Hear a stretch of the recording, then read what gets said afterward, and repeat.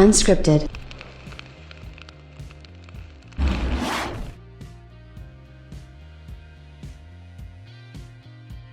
A brand new generation of consoles is upon us, and Sony are at the forefront charging headfirst into yet another fight for plastic box supremacy.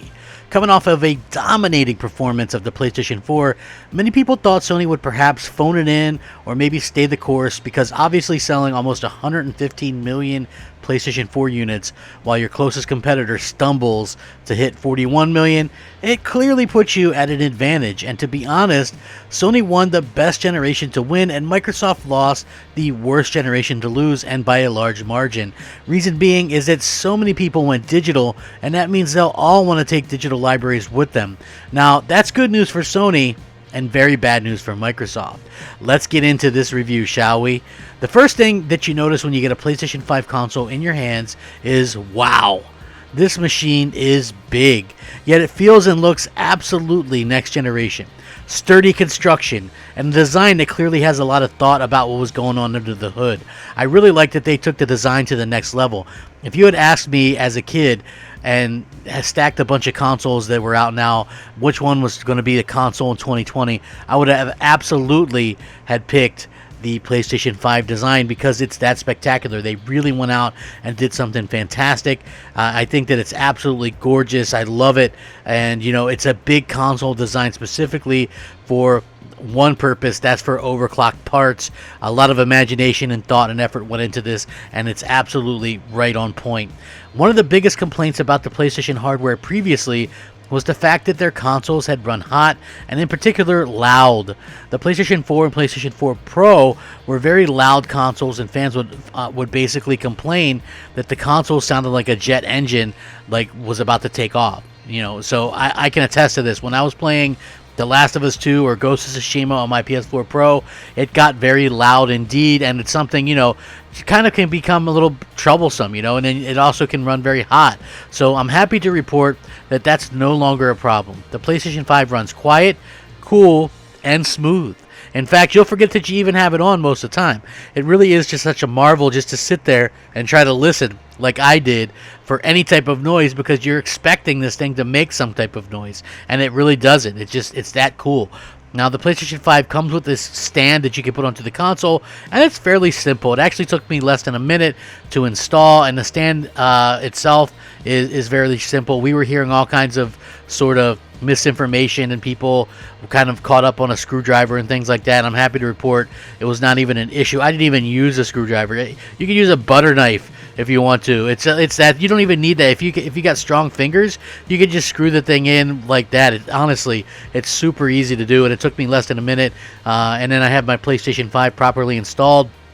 The PlayStation 5 comes with an HDMI 2.1 cable, absolutely 100% confirmed. I can say that as well. It comes with a Dualsense controller. It comes with the stand. It comes with the things that you would expect the console to come with. The packaging might not have been all frills and things like that the way that Microsoft did it, but you can see that there is something special about this box in and of itself, and they did a fantastic job with it. So it didn't take me long to actually set up my PlayStation 5 and get it running, and then it makes it really easy to sort of go from point A to point B.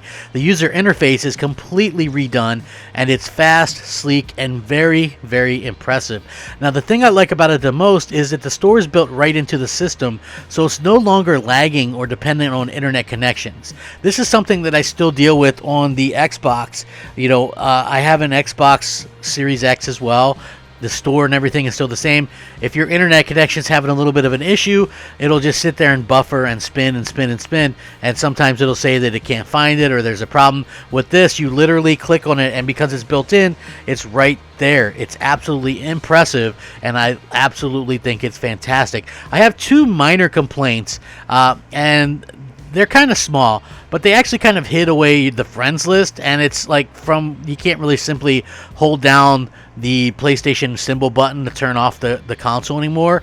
Like you press the PlayStation button, and then you have to scroll down, and then you'll see the friends down there, and then you go all the way to the right, and you'll see the power thing. Then you click on power, then you can click power down. I much preferred it the way that you could just hold it down and then click. And they'll probably fix this in an update, mind you. So it's not something that is like that big of a deal. But I just feel like it's something that was worth noting because I didn't want people to think that perhaps I was kind of being one-sided or kind of sticking up for Sony specifically or a little bit too much or whatever, because I feel like they did do a fantastic job with this. There's just a couple of little things that I had little issues with, and it's not even a big deal. I love the card system. I love everything that they've done here to really kind of impress me with the fluidity of everything. Everything is really fast and fluid, and I have to say you get a real premium feel from everything that the PlayStation 5 does right away. There's just no question about it. PlayStation 5 is next generation personified. Now, Sony could have stayed firm with the PlayStation 4's DualShock 4 design. After all, that is the best-selling controller of all time, and people in large really seem to enjoy it. Sony could have just increased the battery life and called it a day, sort of like what Microsoft did with the Xbox Series X/S controllers, where they basically slapped a share button on there from 2013 and called it a day. But instead, Sony completely redesigned the controller from the ground up. With the Dualsense, it's a wonder to behold, or actually, more accurately, a wonder to hold. Now, Sony perhaps packed in one of the best games ever to take advantage and showcase what the new controller is capable of, Astrobot. This is a pre-installed game, and it's a really wonderful platformer. You know, when a company includes an 80-plus rated Metacritic score exclusive with every console, and not only is it a good game, but it showcases all the wonderful things you can do with this new controller, it's really, you think, you know things are going to be great, and I think that Sony really did a fantastic job with that.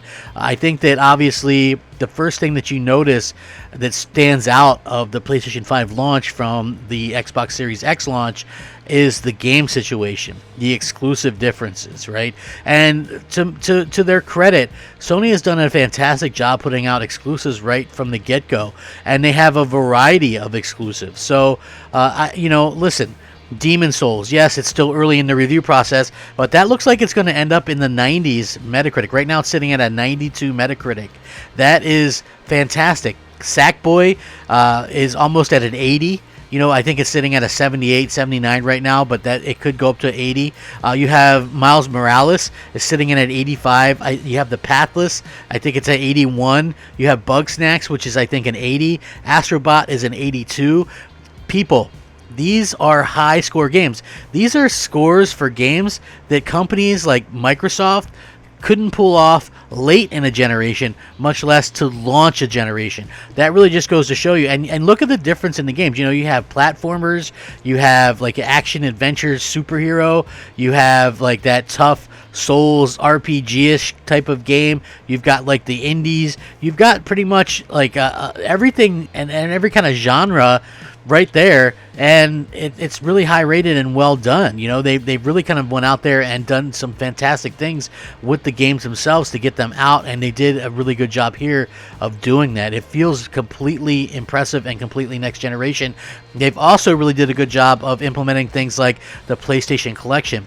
Backwards compatibility is a feature. It's a great checklist feature, and it works, I think, really well on the PlayStation 5. I've tested some games out, and you can really tell a difference. I like the way that they've handled this thing. It's a feature, but not the key feature. Okay, they've done a really good job of sort of differentiating all these different ideas of what's happening. And I also have to point out that the DualSense controller, the battery life is phenomenal in that, because I've already put it to the test, and it actually does a fantastic job of really doing whatever you want it to do for a very long time.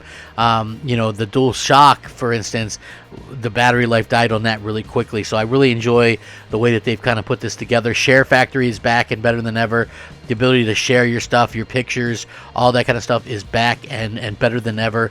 The backwards compatibility, it's exactly what we hoped it would be. You know, it's there. The games are there. There's like over 4,000 games that are backwards compatible. If you want to talk about the ability to start games up The solid state drive is super impressive.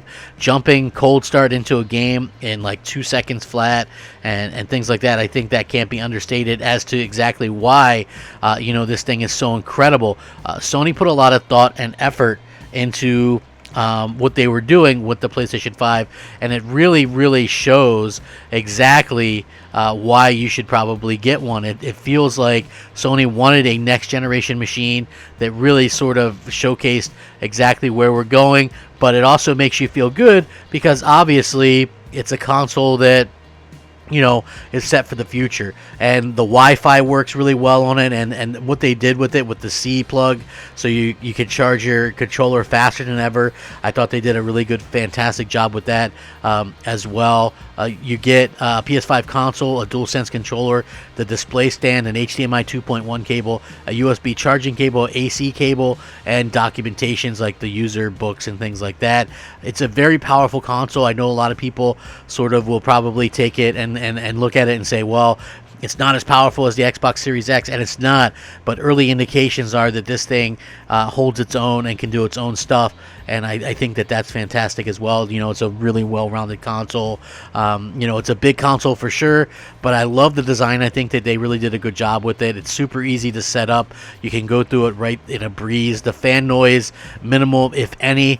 Storage space, that could be an issue. I think that's going to be an issue for people later on, but I was even surprised that the games that I was installing weren't as big as we originally thought or as advertised. So it does look like Sony is fixing some of that as we go along as well.